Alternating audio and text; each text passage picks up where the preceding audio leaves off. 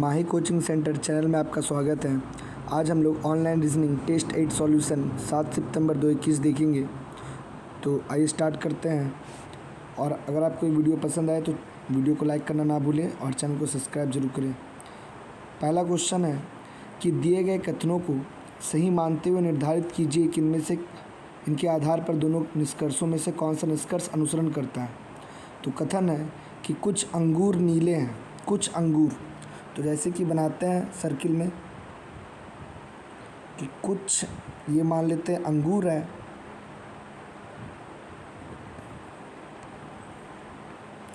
जो कि कुछ क्या है, नीला है।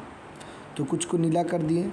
कुछ अंगूर नीले हैं, जो कि कुछ काजू मटर हैं, यानी काजू अलग है और कुछ काजू क्या है, मटर है।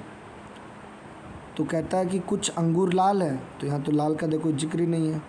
कुछ काजू नीले हैं, कुछ काजू नीले हैं, तो वो भी नहीं कह रहा है। तो इसका आंसर क्या हो जाएगा, यानी कोई भी कुछ मैच ही नहीं कर रहा है।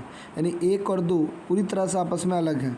दोनों में से किसी भी कथन का, निष्कर्ष का कथन से कोई लेना देना नहीं है। इसलिए इसका आंसर ना तो 1 होगा ना तो 2, यानी कि डी नंबर।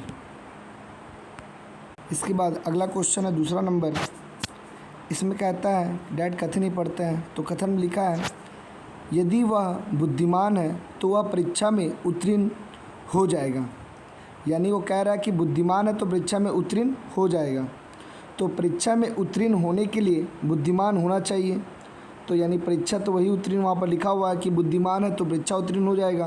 तो ये कह रहा है कि परीक्षा में उत्तीर्ण होने के लिए बुद्धिमान होना चाहिए, तो सही मैच कर रहा है उससे। और दूसरा है कि वह परीक्षा उत्तीर्ण कर लेगा। तो ऐसा तो यहाँ सेकंड नंबर पे कोई मतलब नहीं हुआ। जो भी मैचिंग कर रहा है, कौन सा मैच कर रहा है, तो 1 नंबर मैच कर रहा है, जबकि दूसरा नहीं कर रहा है। यानी इसका आंसर जो होगा वो होगा केवल 1 नंबर, यानी 1। आगे बढ़ते हैं। इसका तीसरा नंबर क्वेश्चन है कि सचिन बढ़िया क्रिकेट खेलता है। यानी सचिन जो है वो बढ़िया क्रिकेट खेलता है। और उसके बाद कहा जा रहा है कि सचिन की बहन अच्छा गाती है। तो सचिन और उसकी बहन अच्छे क्रिकेट खेलते हैं, खिलाड़ी हैं। तो ये तो पूरी तरह से गलत हो गया। और दूसरा कह रहा है कि सचिन और उसकी बहन प्रतिभाशाली है। तो हाँ, क्रिकेट खेलना भी एक प्रतिभा है और गाना भी एक प्रतिभा है। तो इसका आंसर क्या हो जाएगा कि दूसरा नंबर सही है। यानी इसका आंसर हो जाएगा केवल 2 नंबर, यानी कि बी। आगे बढ़ते हैं अगले क्वेश्चन की ओर। Question number 4। क्वेश्चन नंबर 4 में क्या कह रहा है, तो यहाँ देख रहे हैं, इसको फिगर बनाना पड़ेगा क्योंकि लिखा है कि सभी मिठाइयाँ बिस्कुट हैं। जितना भी मिठाई है सब का सब क्या बिस्कुट है, और सभी बिस्कुट केक है। जितना भी बिस्कुट हो किसके अंदर है, केक के अंदर।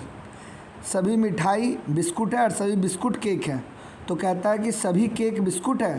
तो देख रहे जो जितना भी केक है, ये जो पूरा केक है, ये सब क्या बिस्कुट के अंदर है, नहीं। सभी बिस्कुट भले केक था, बट सभी केक बिस्कुट है, ये नहीं हो रहा है। और दूसरा कहता है कि सभी मिठाई केक है। तो हाँ, ये जो मिठाई है अंदर में, ये वाला भाग, ये किसके अंदर है, तो केक के अंदर है। यानी इसका आंसर हो जाएगा केवल 2, यानी कि ऑप्शन नंबर बी।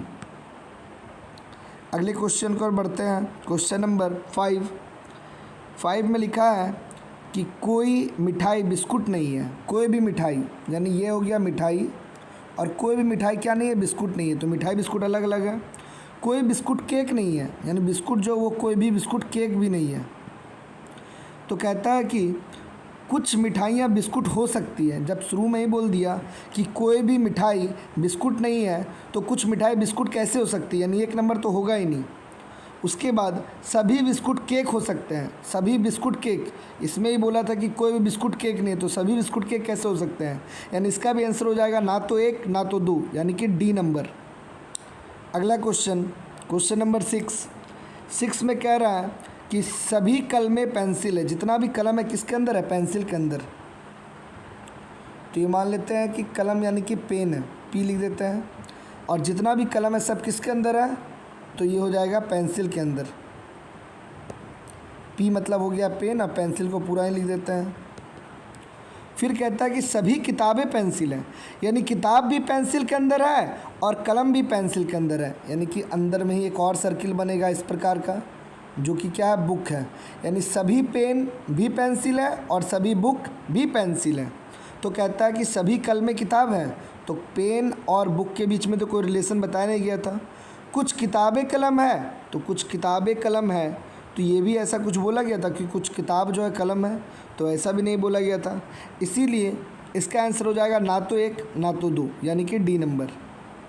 अगला क्वेश्चन नंबर 7 कहता है कि परीक्षा में फेल होने का कारण अनियमितता है। अनियमितता मतलब होता है डिसकंटिन्यूटी। तो कुछ नियमित विद्यार्थी परीक्षा में फेल होते हैं, यानी कि पहली बात, एग्ज़ाम में फेल कैसे होता है कोई व्यक्ति, तो जो अनियमितता से रहता है, यानी कि डिसकंटिन्यू कोई भी काम करता है। और लेकिन जो नियमितता से काम करता है वो भी पास होता है, ऐसा नहीं बोल रहा है कि कुछ नियमित विद्यार्थी परीक्षा में फेल होते हैं, यानी सब नियमित व्यक्ति पास नहीं होते हैं। तो लिखता है सभी फेल होने वाले विद्यार्थी नियमित होते हैं। तो यहाँ पर क्या हुआ कि ये तो समझ आ रहा है कि सभी फेल होने वाले विद्यार्थी नियमित होते हैं, ऐसा तो बोला ही नहीं था। ऊपर में बोला कि फेल होने के कारण है अनियमितता, लेकिन सभी आदमी फेल इसलिए होता है क्या कि नियमित ही तो होगा ही नहीं। और दूसरा कहता है कि सभी सफल होने विद्यार्थी नियमितता नहीं होते हैं, ऐसा भी नहीं होगा। कुछ विद्यार्थी जो नियमितता से होते हैं वो फेल हो जाते हैं, बट बोल रहा है कि सभी सफल होने वाले विद्यार्थी तो नियमितता नहीं होते हैं। अब नियमित भी नहीं है, अनियमित भी नहीं, तो पास कौन होगा। इसका कहने का मतलब है कि फेल होने वाला लड़का अनियमितता से पढ़ता है, यानी डिसकंटिन्यू रहता है, और जो कंटिन्यू भी रहता है उसमें कुछ व्यक्ति फेल हो जाते हैं। इसका मतलब हुआ कि सभी सफल होने वाले व्यक्ति नियमित नहीं होते हैं। ये बात पूरी तरह से गलत है, इसलिए इसका आंसर ना तो 1 होगा ना तो 2, यानी कि इसका आंसर हो जाएगा डी नंबर। अगला क्वेश्चन 8, सिपाही अपने देश की सेवा करते हैं, ठीक है, और छात्र सिपाही नहीं है। सिपाही अपने देश की सेवा करते हैं और छात्र सिपाही नहीं है, तो कहने का मतलब छात्र अपने देश की सेवा नहीं करते हैं, ऐसा तो बोला नहीं था। हाँ, सिपाही अपने देश की सेवा करते हैं, छात्र सिपाही नहीं है, लेकिन छात्र देश की सेवा नहीं करते, ये कहाँ बोला गया था, तो 1 नंबर गलत। और कुछ छात्र अपने देश की सेवा करते हैं, तो यहाँ पर तो ये भी नहीं बोला गया कि कुछ छात्र अपनी देश की सेवा करते हैं, तो ना तो ये मैच कर रहा कथन से दोनों ही, तो इसका आंसर भी हो जाएगा ना तो 1 ना तो 2, यानी कि सी नंबर। आगे बढ़ते हैं। इसके बाद जहाँ तक जनसंख्या विकास की दर का संबंध है, गुजरात और बिहार में शायद ही कोई फ़र्क होगा, पर अशिक्षितों का प्रतिशत के मामले में एक दूसरे से अलग है। यानी कि कह रहा है कि जनसंख्या शायद दोनों में ज़्यादा अंतर नहीं है, बट अशिक्षित लोगों का प्रतिशत एक दूसरे से पूरा अलग है। तो इसका निष्कर्ष क्या निकालेंगे कि गुजरात की जनसंख्या बिहार से अधिक है, ये तो नहीं बोल रहा है, ये तो बराबर जैसा हो रहा था। और बिहार की अशिक्षा गुजरात से अधिक है, तो यहाँ पर क्या था, तो यहाँ पर कह रहा था कि अशिक्षित के प्रतिशत के मामले में एक दूसरे से अलग है बिहार और गुजरात, लेकिन किसमें अशिक्षित ज़्यादा है या कम है ये तो बताया ही नहीं था। हो सकता है गुजरात में हो सकता है बिहार में हो, तो हम कैसे डायरेक्ट बोल सकते कि बिहार की अशिक्षा गुजरात से अधिक है। तो इसका भी आंसर हो जाएगा ना तो 1 और ना ही 2, यानी कि ऑप्शन नंबर सी। अगला क्वेश्चन 10, कुछ लड़के हॉकी खेलते हैं, ठीक है, कुछ लड़का जो है हॉकी खेलता है, मान लेते हैं ये बॉयज़ है, ये कुछ क्या खेलते हैं, हॉकी खेलते हैं। और कुछ लड़कियां बैडमिंटन नहीं खेलती हैं, कुछ लड़कियां बैडमिंटन नहीं खेलती हैं, और प्रत्येक व्यक्ति या तो हॉकी खेलता है या तो बैडमिंटन खेलता है। यानी पहला नंबर निष्कर्ष में लिखता है कि लड़के बैडमिंटन नहीं खेलते हैं, लड़के बैडमिंटन नहीं खेलते, ये तो कहीं बोला ही नहीं, ये तो कहा ही नहीं रहा है कि लड़का बैडमिंटन नहीं खेलता, बोला था कि लड़का हॉकी खेलते हैं, लेकिन बैडमिंटन खेलते हैं या नहीं खेलते तो बोला नहीं है। फिर दूसरा कहता है कि कुछ लड़कियां हॉकी खेलती हैं, तो कुछ लड़कियां हॉकी खेलती हैं, ये क्यों हो जाएगा, तो ये हो जाएगा, देखो कुछ लिखा था कुछ लड़के हॉकी खेलते हैं और कुछ लड़कियां बैडमिंटन नहीं खेलती, यानी कुछ लड़की बैडमिंटन खेलती है और प्रत्येक व्यक्ति या तो हॉकी या तो बैडमिंटन खेलता है। तो इसका मतलब कुछ लड़की भी ज़रूर कुछ ना कुछ हॉकी खेलती होगी, क्योंकि इसका लास्ट का जो तीसरा नंबर वही कह रहा है कि प्रत्येक व्यक्ति या तो हॉकी खेलता है या तो बैडमिंटन, तो इसका मतलब लड़की में से ही कुछ हॉकी खेलती होगी। और कोई ऐसा नहीं जो हॉकी या बैडमिंटन दोनों नहीं खेलता है, तो कोई ऐसा नहीं है, जो हॉकी बैडमिंटन दोनों खेलता है, ये भी तो नहीं है, यहाँ पर तो ऐसा नहीं बोला था। हो सकता है कि कुछ ऐसा व्यक्ति भी हो जो दोनों खेल खेलता हो, तो हम नहीं का तो बात ही नहीं ले सकते हैं, इसलिए इसका आंसर हो जाएगा बी नंबर। आगे बढ़ते हैं। क्वेश्चन नंबर 11 कहता है कि सभी फलियां मांस है, जितना भी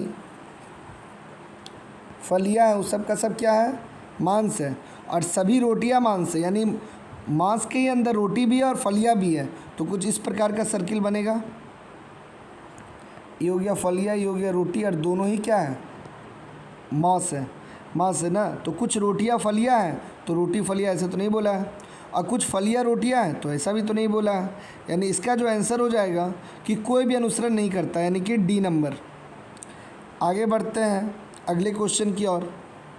इसके बाद कह रहा है कि स्त्री कल्याण और रोजगार पैदा करने संबंधित कार्यक्रमों में असमान रूप से धनराशि का बंटवारा तब बिल्कुल स्पष्ट होता है जब हम इन दोनों क्षेत्रों के प्रति सरकार के दृष्टिकोण का विश्लेषण करते हैं। यानी कि स्त्री का कल्याण करना और रोजगार पैदा करना, ये जो सरकार सही कर रहा है गलत कर रहा है, ये हम इसका बंटवारा स्पष्ट तब कह सकते हैं जब इसके बारे में अच्छे से देखेंगे और इसका विश्लेषण करेंगे। तो स्त्री कल्याण कार्यक्रम में प्रति सरकार का दृष्टिकोण रोजगार पैदा करने वाले कार्यक्रमों की तुलना में अधिक पक्षपातपूर्ण है। अब ये हम पहले रिसर्च करेंगे, नहीं तो ये बात कैसे कह सकते हैं। सरकार दोनों कार्यक्रमों को समान महत्व दे रहा है, अभी तक हम उसका रिसर्च नहीं किया है, तो इस पर ये भी नहीं कह सकते हैं।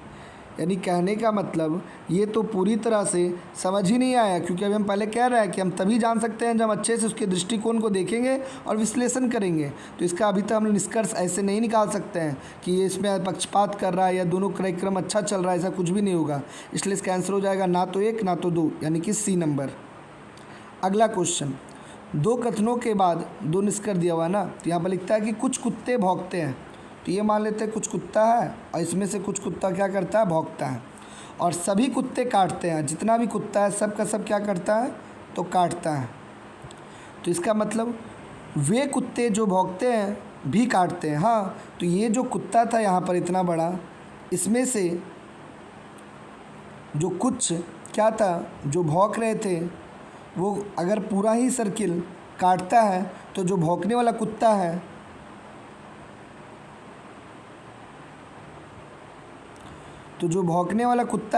वो भी क्या हो जाएगा कि हाँ ज़रूर वो काटता होगा, यानी कि 1 नंबर सही है। वे कुत्ते जो भौंकते नहीं हैं अवश्य नहीं काटते होंगे, तो ऐसा तो कुछ बोला नहीं था, तो ये गलत हो जाएगा। इसका केवल आंसर हो जाएगा 1 नंबर, यानी 13 का ए।